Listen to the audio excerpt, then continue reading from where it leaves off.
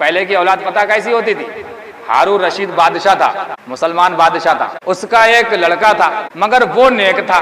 کوئی شہزادہ ہو، بادشاہ کا لڑکا ہو تو اس کی زندگی تو الگ ہوتی ہے، مگر اسے پتہ چل گیا کہ ہاں یہ بادشاہت میرے والد صاحب کی ہے، یہ ہمیشہ باقی رہنے والی نہیں ہے، تو اپنے محل میں سادہ زندگی گزارتا تھا، یعنی شہزادوں والی نہیں گزارتا تھا۔ تو ہارون رشید کہتا تھا بیٹا تم محل میں رہ کے اس نے عیش و عشرت کی زندگی گزارنا چاہیے، تمہارے لیے مزے کی زندگی گزارنا چاہیے، اچھے کپڑے پہننا چاہیے، اچھا لباس پہننا چاہیے، سب کام اچھے ہونا چاہیے، مگر تم تو بالکل فقیروں والے بالکل سادہ زندگی گزار رہے ہو اور لوگوں میں میری بے عزتی ہوتی ہے۔ پتہ چل گیا تھا لوگوں کے لیے کہ ہاں ہارون رشید بادشاہ کا ایک لڑکا ہے، وہ ایک کونے میں رہتا ہے، ایک کمرے میں رہتا ہے، صرف سادہ زندگی گزار رہا ہے، اسے حکومت اور سیاست سے کوئی مطلب نہیں ہے۔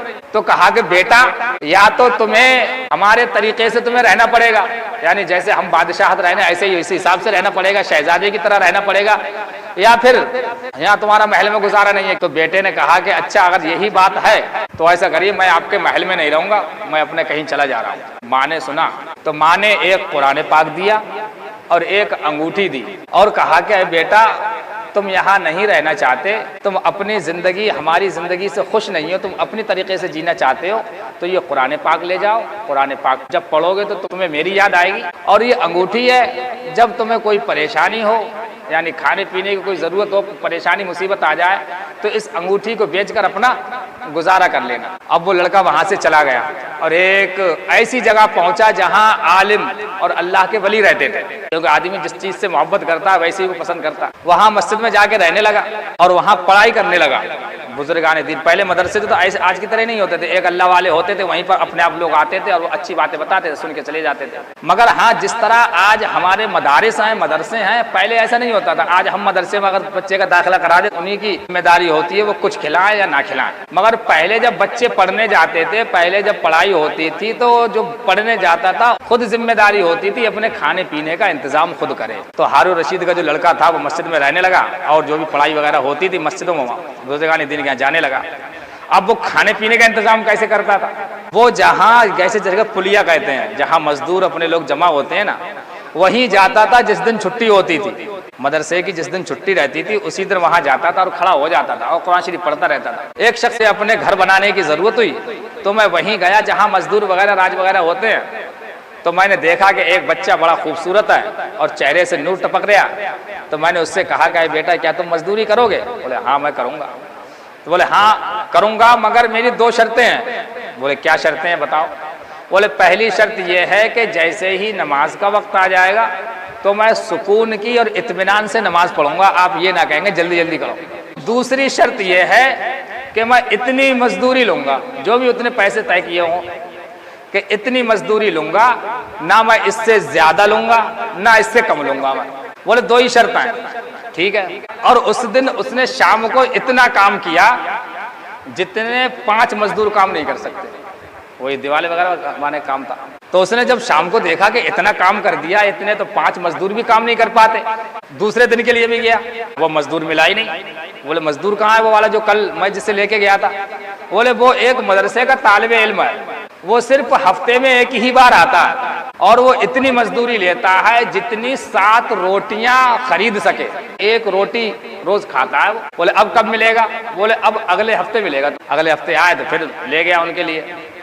اب اس نے جو گھر والا تھا اس نے دیکھا کہ میں دیکھوں یہ کام کرتا کیا ہے، یعنی اس کے کام میں بڑی برکتیں ہیں، ایک دن میں کام اس نے اتنا کر دیا جتنے 5 دنوں میں نہ ہو پاتا۔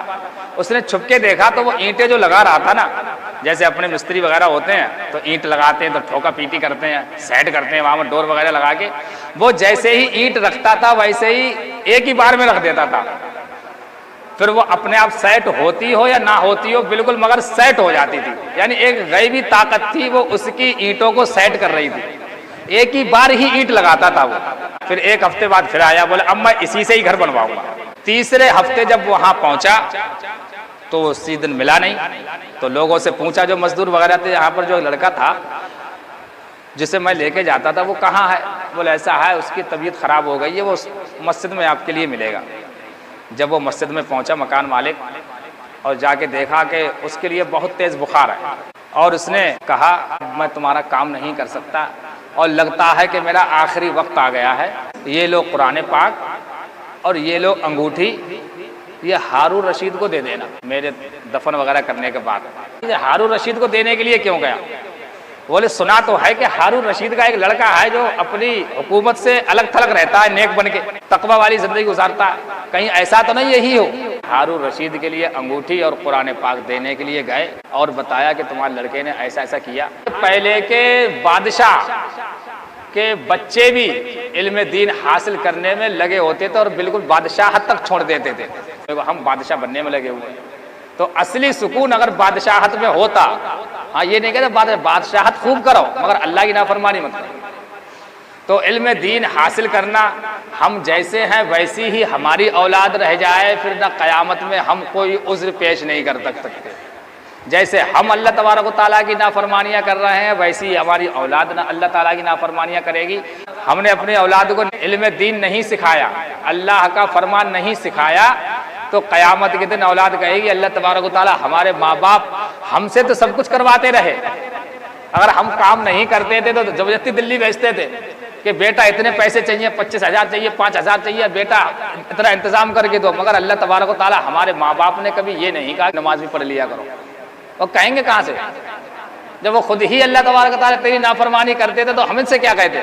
تو اللہ تبارک و تعالیٰ کہے گا ان کے لیے ڈبل عذاب دو، تو ان ماں باپ کے لیے ڈبل عذاب دیا جائے گا۔ اللہ تبارک و تعالیٰ ان کی وجہ سے اگر یہ کہتے جس طرح ہم پر پریشر ڈالتے تھے دنیا کے کام کے لیے، اگر دین کے لیے اگر ہم پر پریشر ڈالتے تو ہم ضرور کرتے، اے بیٹا اگر تو نے میری یہ بات نہیں مانی تو ہم خود نہ کر رہے تھے تو اولاد سے کیا کہیں گے؟ تو آپ حضرات سے گزارش ہے کم سے کم ہم اگر اپنی اولاد کا کچھ نہیں کر پا رہے ہیں، اپنے آپ خود نہیں کر پا رہے ہیں، تو کم سے کم اولاد کو نیک بنا لیں۔ نیک بنانے کا مطلب یہی نہ ہے کہ ہر وقت تمہاری اولاد بس ٹائم پر ہی رہے گی، سنا ہے، یعنی علم دین اتنا حاصل کر لے کہ اللہ تبارک و تعالیٰ کی حرام اور حلال چیز کیا ہے کم سے کم اس سے تو بچ جائیں، مگر اس سے پہلے ہم ماں باپ ہیں، ہمیں تھوڑا بہت سنورنا پڑے گا۔ یہ نہ ہے کہ ہم یہیں بیٹھے پڑے اور اولاد سے کہیں اولاد ہماری نماز پڑھنے نہیں جا سکتی ہے، تو اس کے ساتھ میں پہلے باپ کو آنا پڑے گا، اس کے بعد ہی اولاد پڑھے گی۔